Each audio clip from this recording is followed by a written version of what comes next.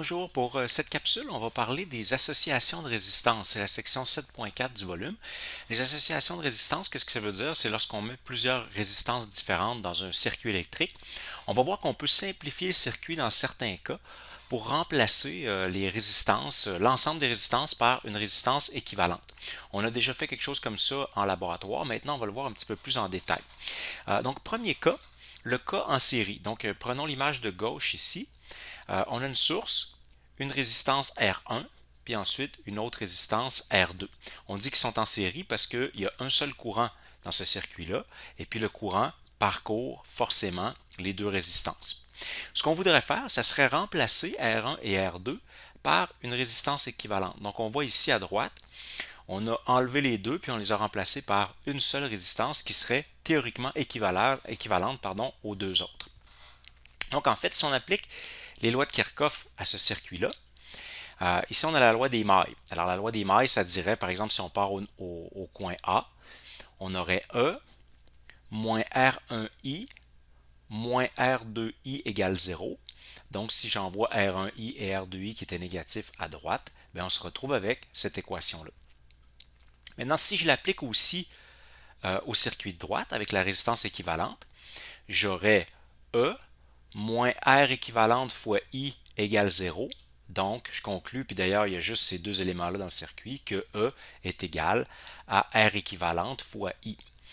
Et puis, dans les deux cas, c'est le même courant, parce que vous voyez, on a un seul courant dans ce circuit-là, donc c'est le même courant qui circule à la fois dans R1 et R2 et qui circulerait forcément dans la résistance équivalente. Alors, comme on a le même courant, on peut l'annuler de l'équation ici, et puis on trouve que finalement R1 plus R2 est égal à la résistance équivalente. Donc, conclusion simple, si on met en série plusieurs résistances, évidemment si on en ajoutait une troisième, ce serait la même chose, on n'a qu'à additionner ces résistances-là et ça va nous donner la résistance équivalente. Alors ça veut aussi dire que dans un circuit en série, plus on ajoute d'éléments, plus on ajoute de résistance, plus la résistance du circuit augmente, donc le courant va aussi être plus faible. Maintenant, si on regarde qu'est-ce qui se passe en parallèle. Alors ici, R1 et R2, on les a mis cette fois-ci en parallèle avec notre même source et on voudrait remplacer les deux résistances, R1 et R2, par une résistance équivalente. Cette fois-ci, les courants sont différents. Alors, on a un courant I qui sort de la source, mais ensuite, ce courant-là se sépare au nœud A en courant I1 et courant I2 pour se recombiner au nœud B et ensuite revenir à la source.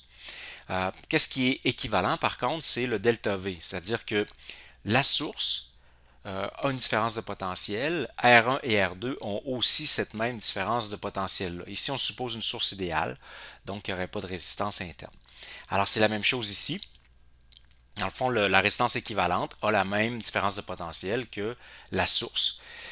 Sauf que dans le cas du circuit équivalent ici, ben là, il y a un seul courant qui circule, donc dans le fond, la résistance équivalente est parcourue par le courant qui sort de la source.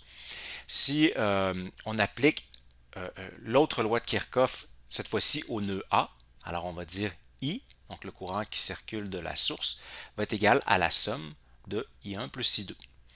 Si je remplace maintenant les courants par delta V sur R, ça provient de la loi d'Ohm.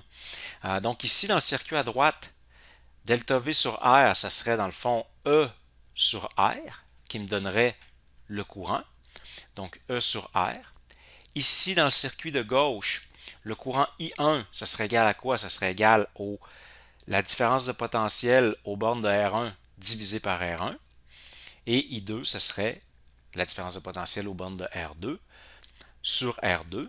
Mais évidemment, les différences de potentiel aux bornes de chaque résistance ainsi que la FEM de la source, c'est la même. Donc en fait, ils vont s'annuler. Et il me reste comme équation 1 sur R équivalente égale 1 sur R1 plus 1 sur R2.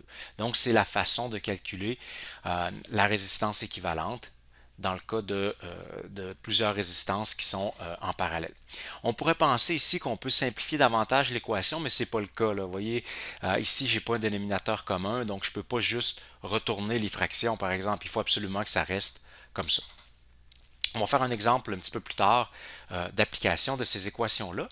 Mais avant, je voudrais faire une comparaison avec, parce qu'on a vu au chapitre 5 les condensateurs en série, en parallèle. Donc, je voudrais faire une comparaison entre les deux. Donc, à gauche, j'ai mis une colonne pour les condensateurs, à droite, une colonne pour les résistances. D'abord, si on compare les équations de base, pour les résistances, on a la loi d'Ohm. Donc, delta V, la tension borne d'une résistance, c'est égal à la résistance fois le courant qui circule dedans. Pour un condensateur, le delta V, c'est plutôt égal à Q sur C. En fait, ça vient de la définition de la capacité. La capacité, c'est Q sur delta V. Donc, si on isole delta V, on obtient cette équation-là. Ça fait que quand on additionne, c'est-à-dire quand on met en série des condensateurs, l'équation, vous vous rappelez du chapitre 5, l'équation qu'on avait, c'était celle-ci. 1 sur C équivalent égale 1 sur C1 plus 1 sur C2. Si on avait un troisième, ça serait un sur C3, etc. Donc, c'est la façon de calculer la capacité équivalente lorsqu'on met des condensateurs en série. Et en série, les condensateurs ont la même charge.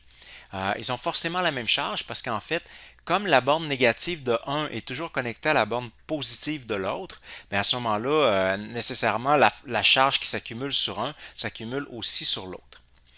Pour les résistances en série, on a vu tout à l'heure qu'on additionnait les résistances.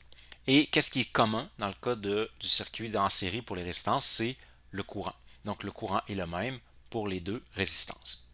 Si on regarde maintenant en parallèle, donc pour les condensateurs, en parallèle c'est le même delta V et cette fois-ci on additionne les capacités.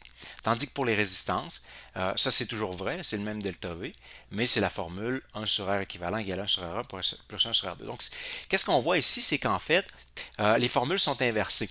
En série, pour les résistances, c'est la somme. C'est en parallèle que c'est le cas pour les condensateurs. Et donc, même chose pour série parallèle. Donc ici, on a 1 sur C équivalent, 1 sur C1 plus C2, donc c'est la formule équivalente pour le parallèle des résistances. Donc c'est les formules inversées. Puis la raison pour laquelle c'est le cas, c'est que ça vient d'ici en fait, notre formule de base. C'est que ici, le delta V d'une résistance, c'est proportionnel à la résistance, tandis qu'ici, le delta V d'un condensateur, c'est inversement proportionnel à la capacité. Alors c'est juste pour ça, dans le fond, que les formules sont inversées pour les condensateurs et les résistances.